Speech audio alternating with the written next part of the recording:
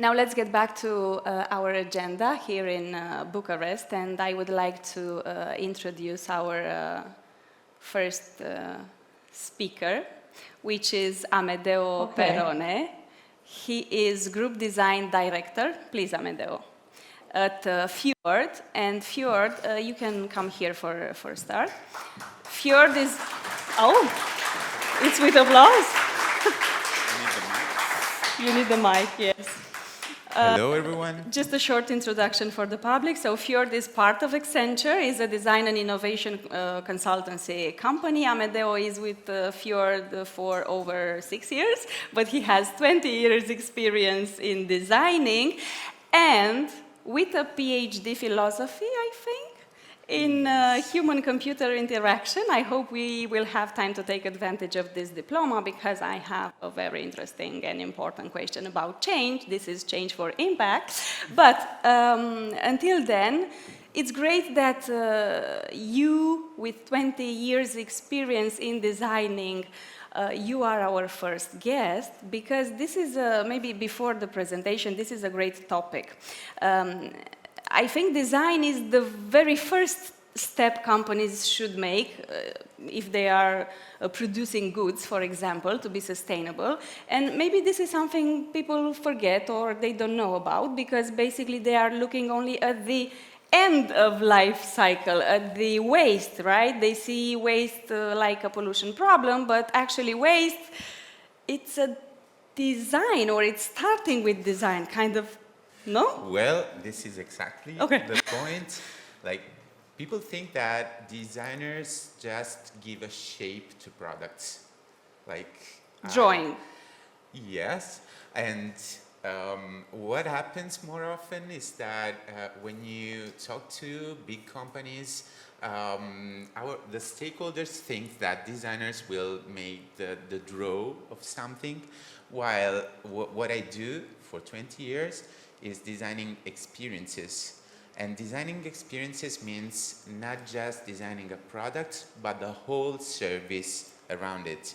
It means that you just, like, people think about the footprint of the single products. Like my colleague from Accenture was talking about the consumption of and the carbon footprint of using a mobile device, but nobody thinks about how many people work around that mobile device, how the customer care can impact on the carbon footprint.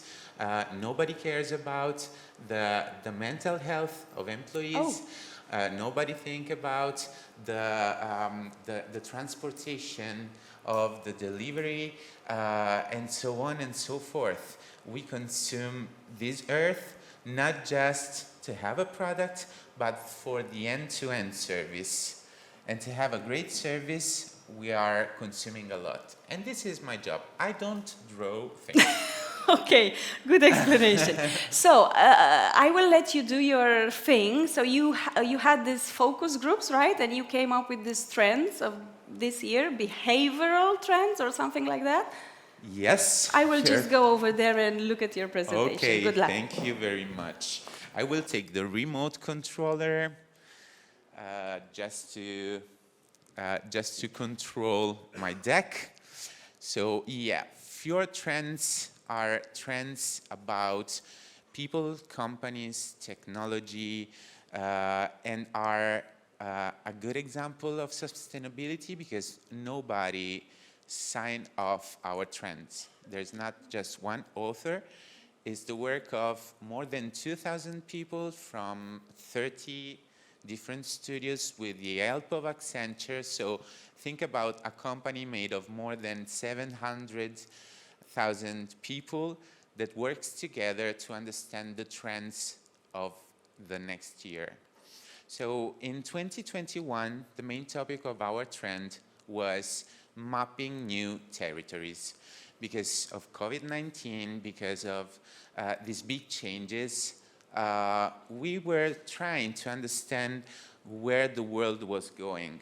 While in 2022, we find ourselves in this new territory, and it's a weird one.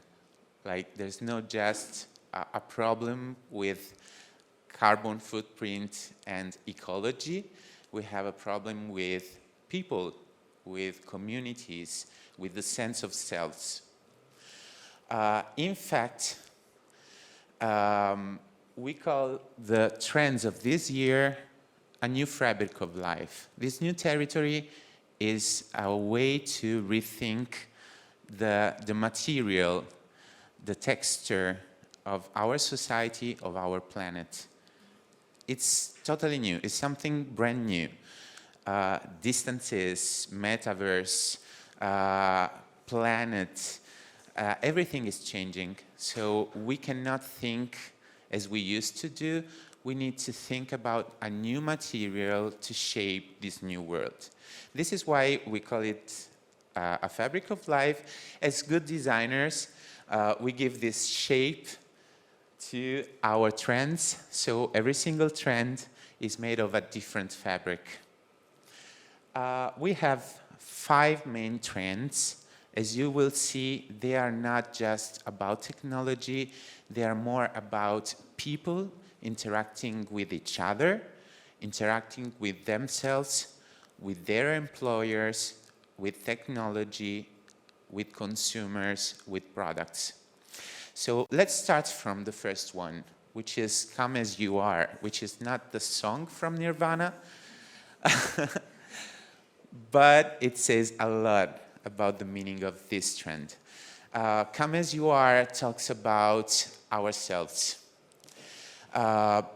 People are thinking differently about themselves. They are keeping themselves more in consideration. They are feeling their strength. They've been on a kitchen table for 2 years, consuming the material of the table, on phone calls for 12 hours per day, closed in their homes. And they started to produce pizza, bread, they started to make like tutorials on internet. We have seen thousands of cakes during the pandemic, and the Russian against Ukraine situation today is showing us how we need to think about ourselves and our safety. This is why we should think about this sense of me over we. Like the individualism is stronger than ever. People suffered this trauma. It was a traumatic situation. Like the COVID-19 was a very weird situation for all of us. It was a proof of strength, and everybody started to think about, what do I want for my life in the future, because I don't want to live like this anymore. So everyone is taking control, this sense of agency, which in English is very different from thinking about a communication agency. It's a sense of control over our life. And as we have seen during the last 2 years, we have been in the Great Resignation period. Like, I've seen 1,000 people leaving their job, starting a new job, thinking about their own business, starting their own business, being creators of contents, creator of new things, thanks to technologies, of course, to social networks, and so on and so forth. They are both employers and employees, creators and consumers. It's not like when YouTube has born. Now people is creating things. If you go to Etsy, for example, you can find best covers for your phone than you can find on Amazon. And people learned to 3D print that covers at home during the pandemic. So this is a big thing. And this is also a big challenge for employers and for companies. Why? It's because there is this big tension between individualism, responsibility toward the planet, because everyone needs to feel safe, like a pandemic, a war. Everything in less than 2 years is maybe too much. So people is thinking about, what do I want in my life? Do I want to waste my time? Am I using my time in the right way? So when employers think about the way they can attract talents, they should be aware of this, because best talents are very smart people, and very smart people will not accept to be treated as before. So it's a challenge for leadership. It's a challenge for leadership because we should rethink the way we can sustain this new life of people. They want to work from remote. They want to have time for themselves and their family. They want to take care of themselves, and they don't want to spend their life just working. Otherwise, they can create their own business. So be aware, because to attract talent in the future, you need to be more sustainable for people than ever. People is also starting to think about their mental health.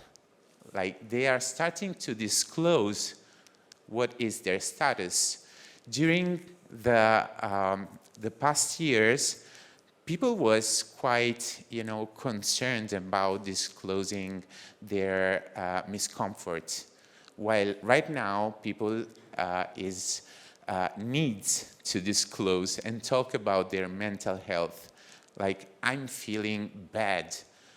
I'm closing my house for more than 1 year, and I want to go out. I want to tell to my colleagues and to my employers, I'm feeling bad, help me. And this is something we should accept. And we should be honest about this. We should be transparent, because in this very moment, being transparent will lead us to trust. And this trust is a way to attract people. So our suggestion about this topic: reflect about how the me over we mentality can impact our organizations, and how we might help employees and employers to work together, and the community of employers to go over the individualism. Talk about the sense of community. Get back that sense of happiness that comes from working together in the same place, even if it's in remote. But let's talk about it. Don't say that is everything okay. Just think about how you can help employees and employers to work better and to find a new sense of community. And get creative, as my new friend Theodora was saying. Get creative about the way your company can change. But we will see something about this. And this is a lot about change. The second trend is the end of abundance thinking is a question. It's not a statement, because we are still questioning this, but there are evidences. So, especially for Western European and American and North American people, our way of thinking has always been, I can get everything I want, whenever I want, with full customization, with full personalization in 1 hour. We have seen before pandemic and during pandemic the growth of 1,000 services for home delivery of every single thing, from wine to food to whatever you need. Well, this is not going to work anymore. And this is because goods and workers are in a shortage. Like, it's hard to find talents, but over talents, it's hard to find workers. I make thousands of interviews every day to find new talents for my team, and it's harder and harder because people are questioning themselves what I want from my life. On the other hand, transportation is not working, fuel is very expensive, and to receive a car, you need to wait for 1 year to receive your brand new car. If you enter in a car store, they will tell you, well, you can buy everything you can see here in the store, but if you want your own personalized model, you need to wait for 1 year. And this is because semiconductors, goods, raw materials are in a shortage. And you can see how this interconnection is showing more and more. Just think about the climate change. The climate change itself is putting ourselves in a shortage of natural resources. Water in agriculture is going to be critical. Even in Italy, we have a very big problem with that. In May, we have more than 30 degrees in the north of Italy, and this is weird. Like 2 days ago, it started to rain, and everyone was like, wow, it's raining. So we should rethink our idea of abundance and our idea of consumption. Our idea of consumption should change, but also the way we make business should change. Well, we should start thinking about what is happening next and what is already happening. Like, we cannot make promises to our consumers. We should start sharing the problem with people, with our clients. We should start talking about the idea of circularity, the idea of the regeneration, of reuse. You can buy smartphones, you can buy everything online which is regenerated. And the impact of regenerated things or circular economy is very different from our usual perspective. So we should start designing our services thinking about sustainability, but also thinking about a different way of consumption, because less doesn't mean loss. You can always make your phone call, you can use WhatsApp, you can publish things on Instagram, but maybe with a 2-year phone or a 3-year phone, and not with the always brand new mobile phone. So let's start think about durability of things, which is very different from thinking about, okay, next year I will change it. Let's start changing our habits as consumers as well as employers. The next frontier is the third trend from this set of Fjord Trends, and it's about this new world, the Metaverse. Everyone is talking about Metaverse. I can't get it anymore, like really. The Metaverse is something, it's like a unicorn. Maybe this is the reason why we used this Pegasus to talk about Metaverse. It's a world that nobody knows where it is. Nobody knows what to do with that.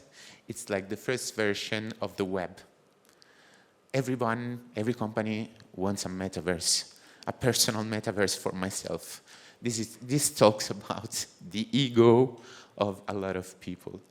Well, metaverse is interesting because it is generating opportunities. What is it?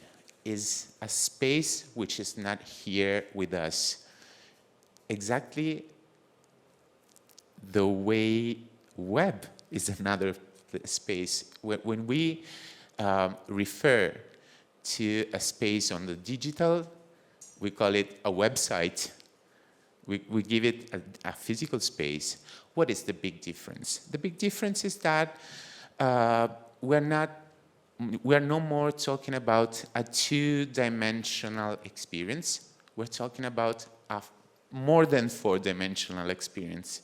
So it's a new place to go, because wearing your devices, you can visit another world and have an immersive experience that starts from gaming communities.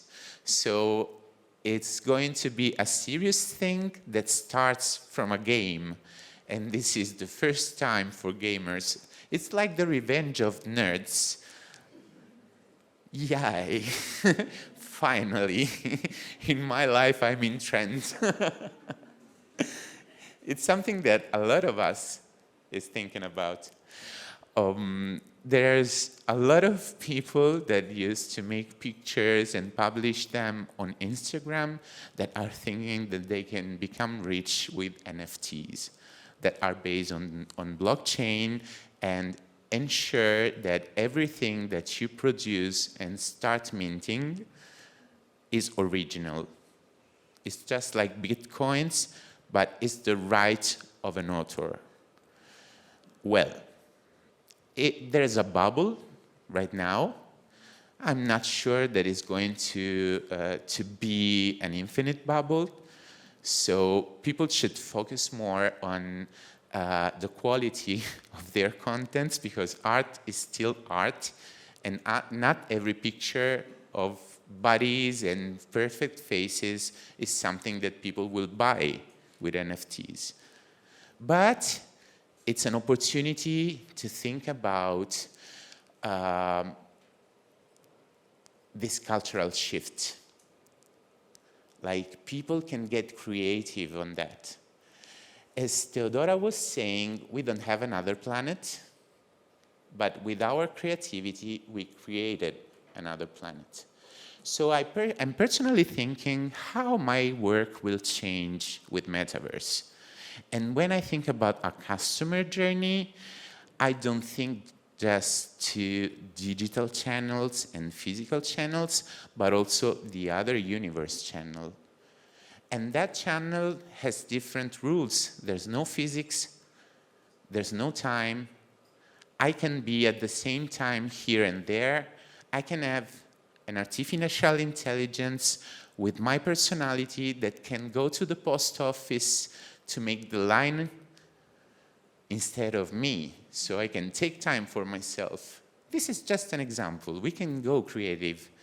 Don't think about making money with less effort. Let's work for creativity. This is not the moment to think, okay, I will do my best image or my best Gucci bag to sell it on a world on the Metaverse. Yes, that is something. You can be creative about that, but also be creative in designing services that works in another world with rules that you can decide. And that universe is something that has not natural resources, so we can use it in a smart way. Well, there are some points that we should consider thinking about Metaverse. It is maybe a bubble in this very moment because everybody's talking about it, but as every new technology is still a period of trial and errors, is still a moment to make questions, to experiment. And this is something that we always say to our clients, like, consider the impact and the sustainability in time of your project. Being responsible for the success of this kind of project is crucial for the trust with clients. We should start building unique experiences. We should not always copy what we see online. This is not the the era of influencers. I don't want to see another million or billion of Chiara Ferragnis. I want to see very simple and maybe,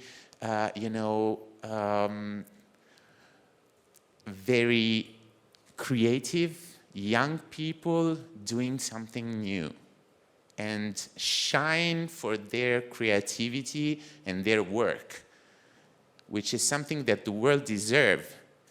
So let's work all together to make a better world where we live using all the worlds that we can invent. And we should think about ethics.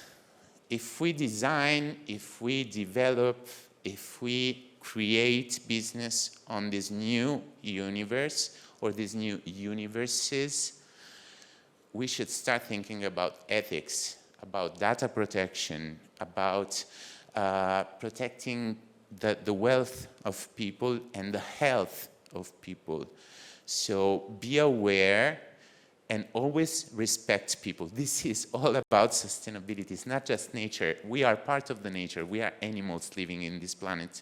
And we should respect other people in order to respect all the planet.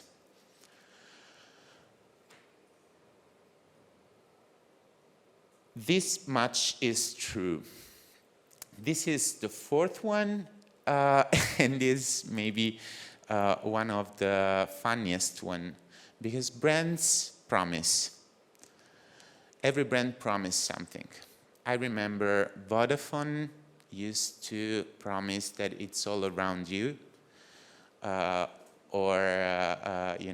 ideas.worth. You can remember thousands of lines from brands. Well, in this very moment, people are scared. They are losing their wealth. They know nothing about their future. The planet is going to be destroyed in less than 10 years. And we are still promising things. If you analyze the search of people on Google and search engines, people ask about a lot of things. Just think about the questions that people used to make about the COVID-19 vaccinations, or the real useful of the masks, and so on and so forth. People are asking for reliable answers, and they are asking for answers on every single channel. So this much is true, is what a company should be able to say to their customers.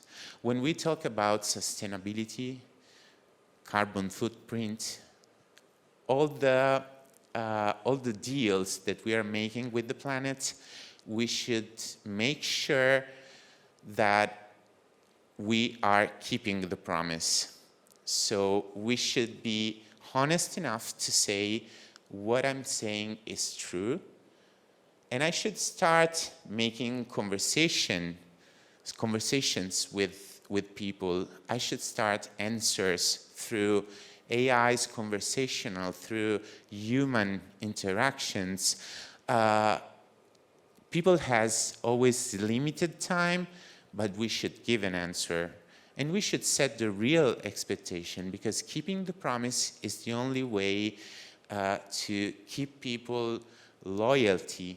So when someone in your career will ask you to make a loyalty project, is something that in Accenture happens at least once a year. Think about this. The first question that you should make to someone that is asking you to design a loyalty program is, can you keep the promise? And this is the most sustainable thing that you can do. I'm saving the 80% of carbon footprint. I'm saving natural resources. Is it true? Can you give a proof of that? And this is critical, and this is our advice.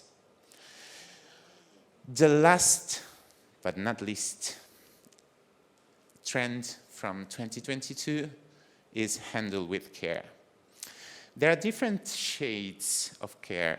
There is the personal care, there is the care for someone else, and then we have the caring as a service, as a business. Think about the personal care.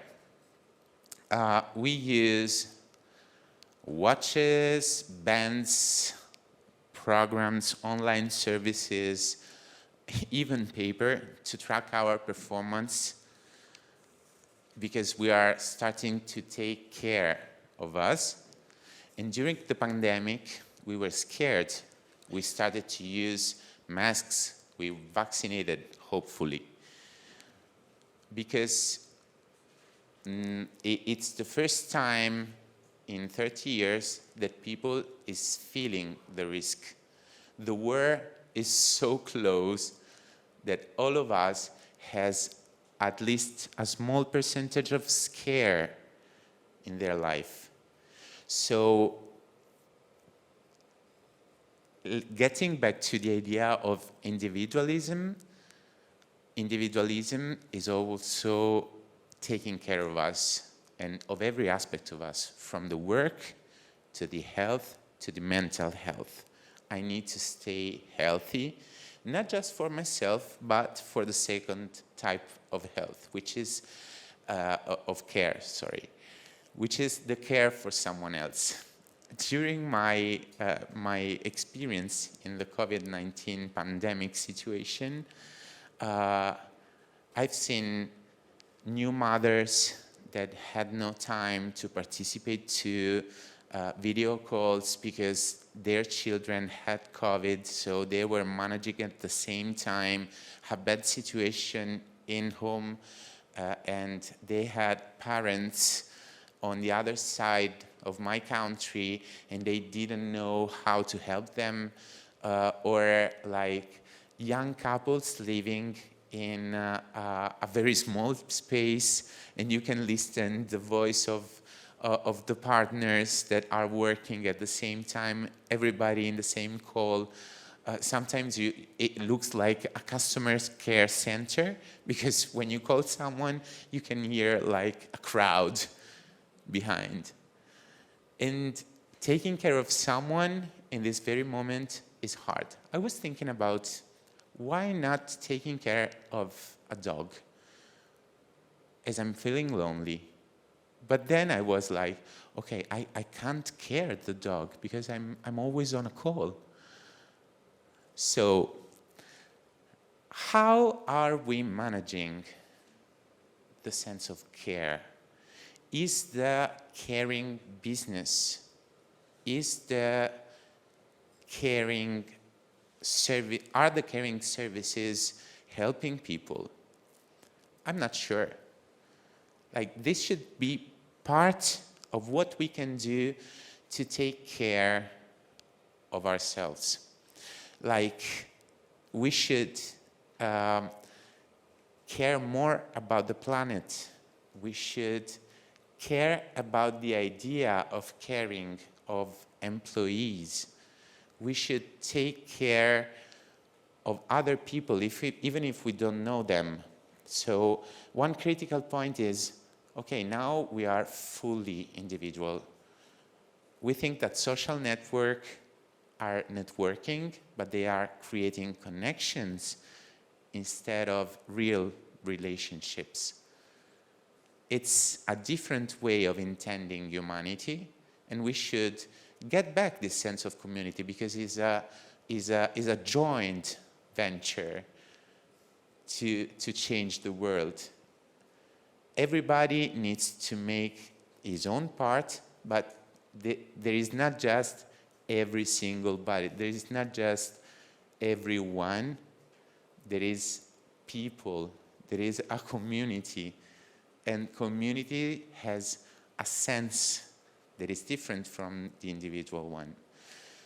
This is also a way to rethink the business. So taking care of the planet can generate more than $3 trillion just redesigning and rethinking the way we produce food, we make transportation and infrastructures, the way we use energy. And the situation with Ukraine is showing this. It's an opportunity. It's time for new ideas. We should generate cleaner energy. We should use wisely our food. I can see people throwing away tomatoes or bananas because they buy a lot of them, then I don't need it. And if you go to the grocery, I don't know if in Romania it's the same, but if I go to the grocery, the world is made for family. Like if I want to buy just one eggplant, it's so hard. I need to buy eggplants for a family because it costs less than buying just one eggplant. Don't you think we can grab this opportunity and think about a different business? Because people are not going to get married anymore. The idea of family is changing. People want to be themselves. So let's start rethinking this world. Take care of the people you love, but also of humanity. Smile a little bit more and think about things that are here with us, not just on the social media. Social media are a way to share an idea. So use it to create a community idea. And that's it for me, Teodora. Applause. Very, very, very interesting. Thank you. Let's have a seat. Thank you, Amedeo. This was very, very interesting presentation, very interesting trend. So this is the moment you can ask questions if you want. If we have questions from online, I will read it. At least 5 minutes or something I want to talk about, because you did some courageous thing back there, talking about the end of abundance thinking, right? Yes. And you spoke about individuals and how we choose our phones, but here we mostly talk about businesses, and most companies believe that it's almost impossible to make a profit without consumerism. So how can less not mean loss for a company? Well, it just starts from thinking about the way we communicate what success means. Like a lot of Western countries, but it's something that also Eastern people used to do, is to show off. I have a lot of things. I have the biggest house. I have the brand new car. So what I admire of Generation Z is they start to value different things. So where did you buy? I'm looking in the Where did room you to buy? see if we have Your generation. T-shirt is vintage. This is lovely. Where did you buy your T-shirt? At Gucci. Ouch, you are an old guy. This is a trend. Yes. By the way, my necklace, in case you haven't noticed, it's made of an old keyboard. It's a keyboard, but Yes. there are keyboard buttons. So I'm in the trend. I'm not a Z generation. I'm millennials or something, but I'm in the trend. This is another thing that we should start avoiding. Don't think about the age. Yes. Don't think about millennials, Generation Z. Let's think about people. Humans. Yeah, demographics are dead. There are young people that are not going to use digital spaces because they want to open a farm. Yesterday I met a guy that wants to open a farm because he wants to live with animals, and very old guys that wants to start up their tech company. So I think that, like, we used to produce mindsets instead of personas when we design, because demographics is different from the mental approach of people. We shouldn't care about sex, about age. We should start thinking about what is the mental approach of people and stop judging. We have an interesting question from online. I will read it to you, but you can also read it for yourself. Do you have any advice on how to balance helping others while not losing our own individuality?